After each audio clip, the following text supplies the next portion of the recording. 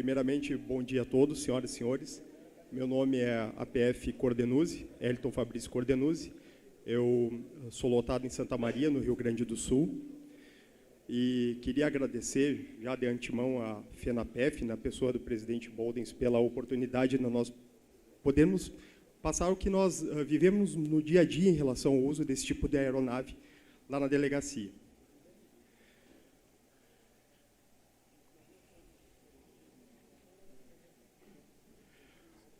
O uso de drones, ele é um fato relativamente recente e até por isso nós não temos muitas definições acerca do que é uma aeronave remotamente pilotada. Então, para montar uma definição, nós pegamos partes de conceitos do DCEA, que é o Departamento de Controle Aeronáutico, da FAB, e alguma coisa da nossa vivência. Então, eles falam que o drone é uma aeronave que se sustenta no ar por meios próprios, mas ele tem um diferencial em relação à questão da inteligência artificial dele. Porque senão ele seria como um aeromodelo. Ele seria voando, que fica voando com controle remoto, mas não, o drone ele tem uma automatização de voo, que permite que pessoas inexperientes possam pilotar a aeronave de maneira fácil e utilizar os sensores. Nós trabalhamos lá na delegacia em Santa Maria há cerca de 1 ano e meio, já com o drone. Eu lido há mais tempo, eu sou aeromodelista já há uns 10 anos no mínimo, então eu tenho um pouco de familiaridade na área. E nós, junto com a Universidade Federal de Santa Maria, nós... O quê? Não, eu vou passando. E junto com a Universidade Federal de Santa Maria, nós participamos de um curso no início do ano passado, e daí a gente começou a ter a ideia da utilização disso aí no meio policial, porque eu acredito que esse tipo de equipamento salva vidas. Eu vou citar depois operações que ocorreram conosco, e operações, inclusive, da Polícia Civil lá do estado do Rio Grande do Sul, onde um colega morreu, e eu acredito que se eles tivessem a possibilidade de uso desse equipamento, talvez ele estivesse vivo hoje. Então, passando. A Polícia Federal, dentre as polícias do Brasil, e provavelmente da América Latina, ela foi pioneira no uso desse tipo de aeronave. Já em 2009, antes do início do primeiro mandato da presidente Dilma, o Vant era a menina dos olhos dela. Então, esse projeto começou em 2009, com a aquisição de aeronaves israelenses, e as primeiras foram compradas em 2011, e como eu não sabia muito sobre o projeto, mas a gente sabia os dados técnicos da aeronave, eu acabei pesquisando pela imprensa. E qual foi a minha surpresa aqui, quando eu encontrei o colega Tinkel, por favor, Tinkel, que é operador do sistema, e ele vai poder falar um pouco melhor para nós e nos esclarecer por que o sistema do Vant, que era uma coisa tão promissora, acabou não decolando. Por favor. Bom dia, senhores. Uma oportunidade única aí de desmistificar algumas coisas errôneas. Muitos colegas, imprensa, falam alguma coisa errada. Fazer um relatório bem sucinto. Esse Vant, só para ter uma ideia, ele tem 16 metros de asa a asa e 9 metros de comprimento. É uma aeronave. E todo mundo sabe, para operar uma aeronave é custoso. Não é que nem carro. Lá, se tu chegou com um componente com 500 horas, tem que ser trocado, 495, tu já para a aeronave e tem que ser trocado. Não é que nem o cara, tu estoura o carro, passou 3.000 quilômetros de óleo e o cara continua rodando. Tá certo? Então, para ele voar, ele precisa todo um controle do espaço aéreo, é uma burocracia, tá? Mas eu vou fazer bem sucinto. Essas aeronaves foi a primeira polícia do mundo a utilizar os Vant. Foi a primeira polícia para utilizar, porque era militar. Foi adequada aqui. Foi comprado 2 aeronaves. O projeto, primeiro começou quando foi para a CAOP. A CAOP, em ofício formal, disse que não era interesse para a Polícia Federal. ter essas aeronaves. Nós tínhamos na DIP alguns colegas egressos, EPAs, e aí começou o problema. Esse projeto só foi tocado por EPA. Toda a concepção do projeto foi só EPA que tocou. Por que esse projeto não andou? Primeiro foi esse um. O segundo, qualquer projeto, era o maior projeto de volume de recursos que tinha maior visibilidade. Cresceu o olho. Qualquer projeto que você coloque, se você corta os recursos humanos, como é que foi cortado? Formaram só uma turma. Dessa uma turma que ia para Israel para fazer o curso que eu fui, era 8 pilotos e 8 operadores. Para cada, tem que ter um piloto e um operador de payload. No momento de embarcar, um dia antes, o diretor, alguém da direção cortou 3 operadores, porque eles não eram bem vistos, eram pessoas que questionavam muito dentro da administração. Ou seja, a Polícia Federal pagou 8 pilotos, curso para 8 operadores, foi 8 pilotos e 5.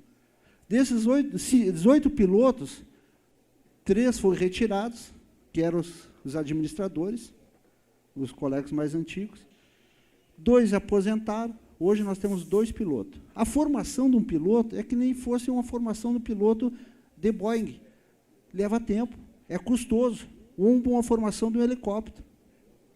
Nós tivemos entraves que a CAOP não cedeu nem o combustível do contrato que eles tinham, que nós podíamos pegar. As resistências violentas. Tá? O segundo, os recursos foram minguando. Aí tu mata o projeto. Hoje estamos 2 anos parados. O projeto lá parado, eu só estou de guarda patrimonial.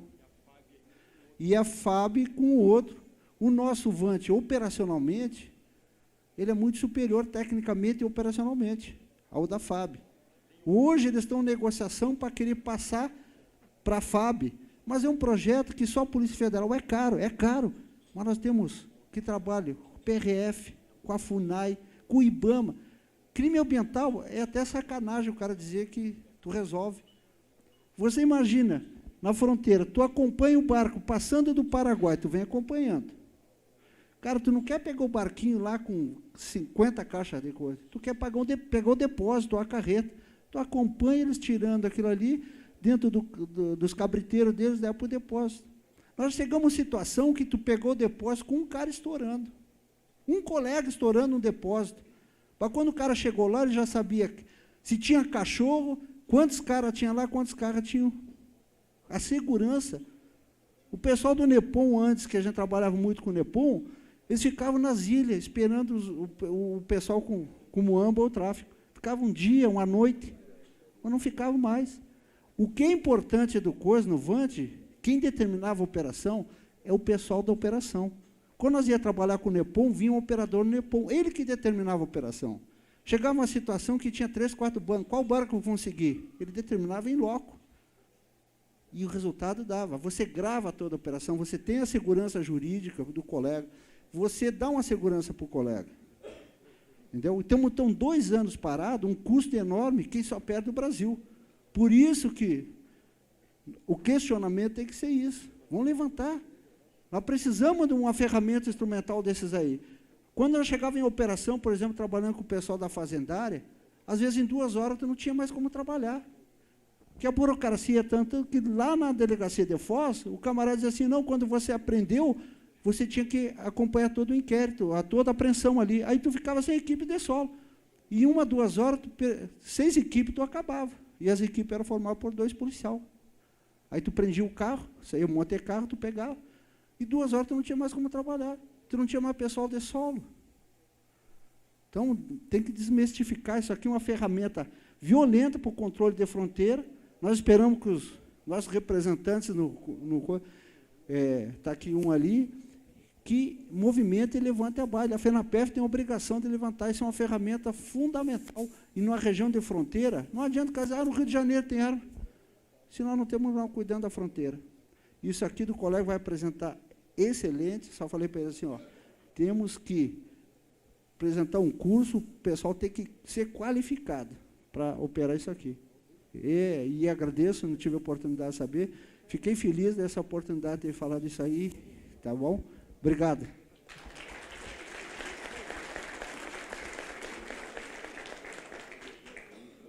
Bom, excelente a colocação, porque até hoje eu não tinha conseguido nenhum dado sobre isso, mas realmente essa ferramenta é fundamental, né?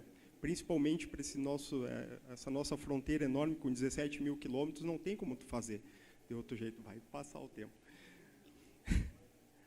Bom, saiu daí, tem como voltar?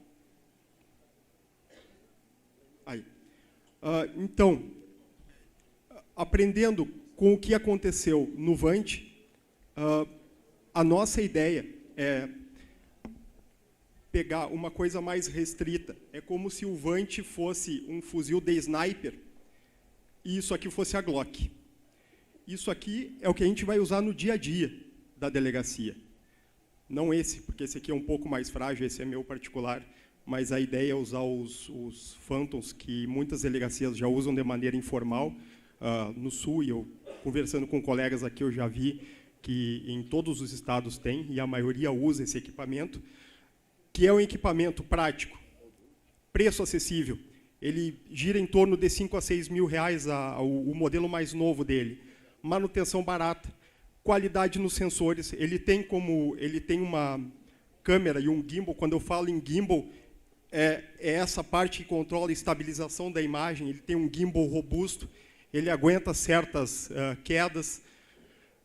Ele já está aprovado pelos órgãos reguladores, que é outra coisa que a gente estava falando da FAB, que a FAB, até por pressionar e fazer o lobby para o Hermes 450, eles tentaram criar restrições para o voo do nosso Vant, né, com questão de homologação. Isso aqui não tem, então a FAB não se mete. Robustez, versatilidade, facilidade na aquisição e a disponibilidade e facilidade no transporte. Bom, vocês podem ver, esse aqui é pequeno. Eu dobro ele e, dependendo de uma calça, eu consigo botar no bolso. Tá? Passando. Bom, experiência com aquisições de material na PF, eu só botei exemplos que todos já conhecem, né? Da SPAS, que nunca funcionou, Taurus versus Glock, e eu tenho esse aqui, o Phantom. Esse aqui é o equipamento que a maioria das delegacias tem usado, que nós usamos já na delegacia de Santa Maria, por doação da Receita Federal, nós temos 2 equipamentos desses, e eu vi que um colega de São Paulo que estava aqui, ele falou que tem um colega que monta.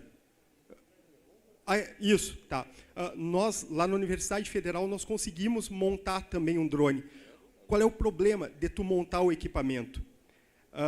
Tu consegue comprar peça no Mercado Livre, e nós montamos o que nós chamamos de Frankenstein. O Frankenstein, ele era uma placa alemã, era um motor chinês, era o controle americano, e ele funcionava.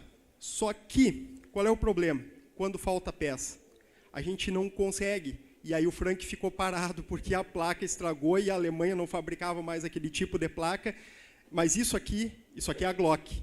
Isso aqui não vai dar problema. Isso aqui a gente já está usando há 1 ano e meio, e eu posso garantir para os senhores que isso aqui uma criança de 8 anos pode operar ele. Como um colega falou ali, ele é a prova de bisonho. Então, porque, como eu disse, no conceito dos drones, eles têm um voo automatizado. A partir do momento que tu faz todas as configurações dele e decola, ele é um robô. Ele faz o que tu quiser. E para ele cair, tu tem que fazer força para ele cair. Aqui eu só estou botando um exemplo, e eu estou trabalhando com essa linha da DJI, que vamos dizer que eles chamam de Apple dos drones, eu chamo da Glock dos drones. Esse é o layout do aplicativo, que é o DJI Go 4. É um aplicativo simples, ele é fácil de usar, e o melhor, ele é usado desde a linha do Telo, que é desse tamanhinho, até do Agrário, que é desse tamanho. Então, quem operar um, opera todos. Tá? A questão que vai ser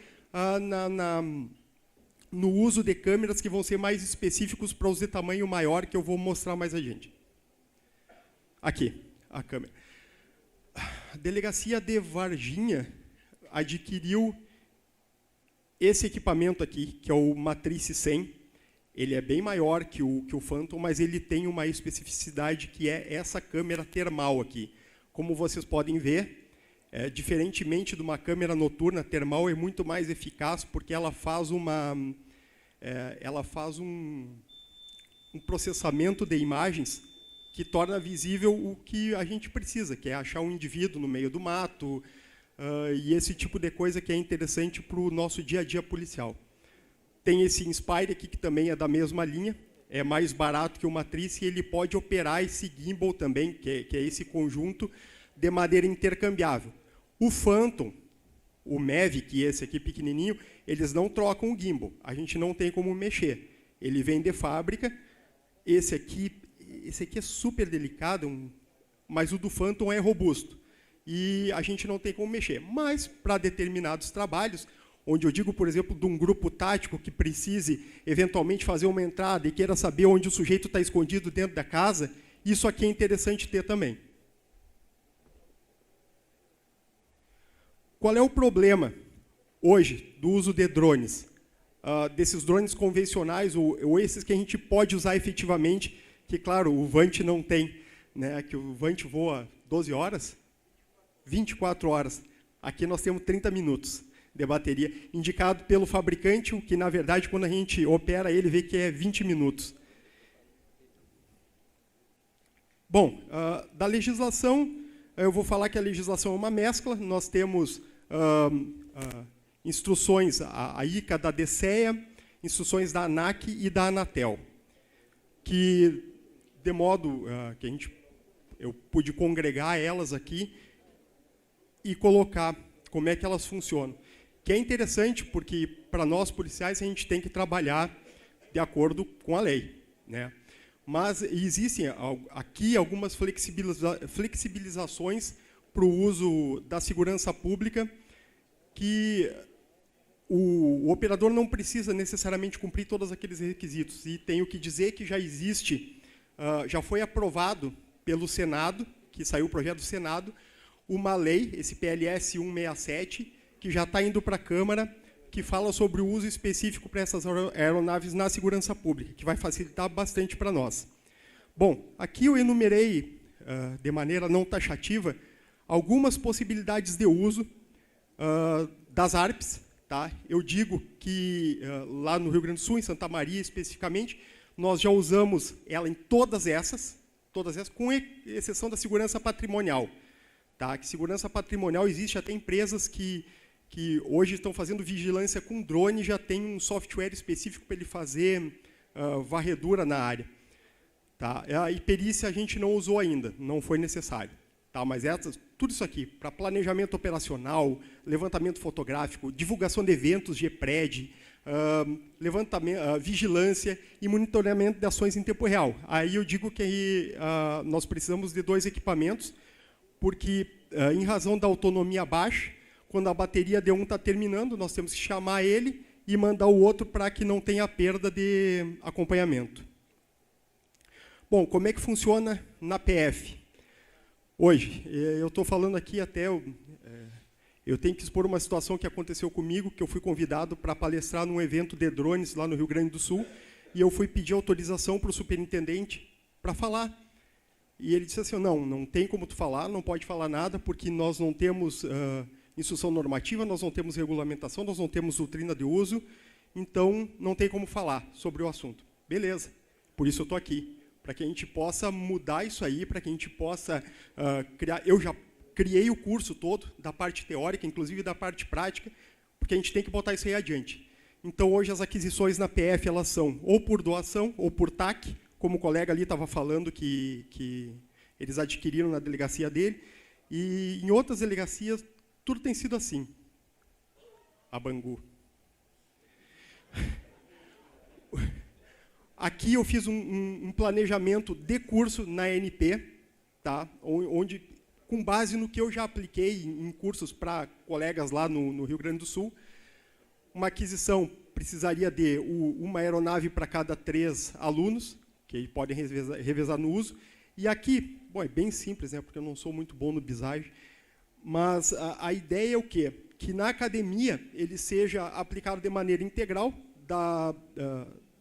a teoria e a prática, né, provavelmente a cargo do CEOP, e que nós venhamos a criar um curso em EAD para que, nas descentralizadas, nas SRs, quem deseja participar do curso, ou quem deseja ser operador, possa fazer a teoria em EAD e depois o pessoal do CEOP vem aplicar a parte prática. Bom, aqui, eu sei que o tempo já está esgotado, mas é só para mostrar numa operação nossa, que foi, por isso eu posso mostrar que foi uma operação simulada de retomada de aeronave que estava sequestrada, para vocês verem qual é a real utilidade do drone e como ele pode salvar a vida. Não foi.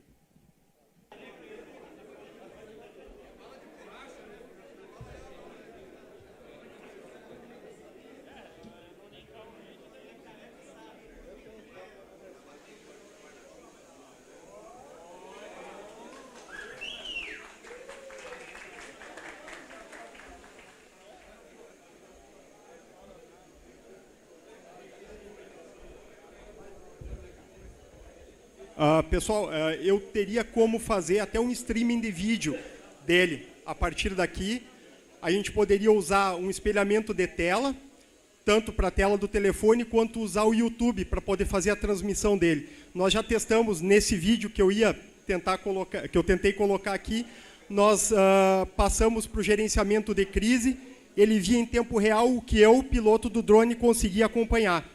Tá, isso aí é fácil de fazer, só que aqui demanda um pouco mais de internet do que o que a gente tem aqui no hotel.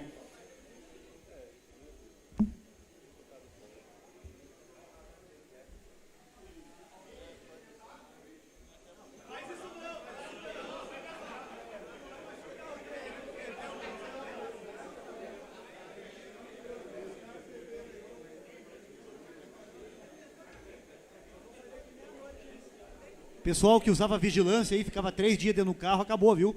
Não tem mais vigilância. Tira umas fotos do povo aí. Tira uma foto do presidente Baldas ali. Tira uma foto nossa aqui.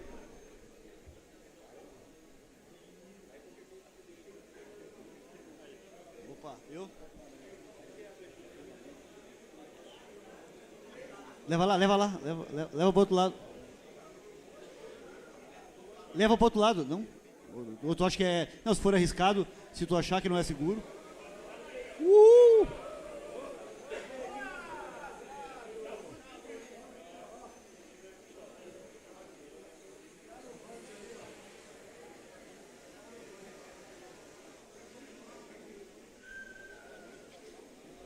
Não é bom voltar à infância, né? Povo tudo parceiro.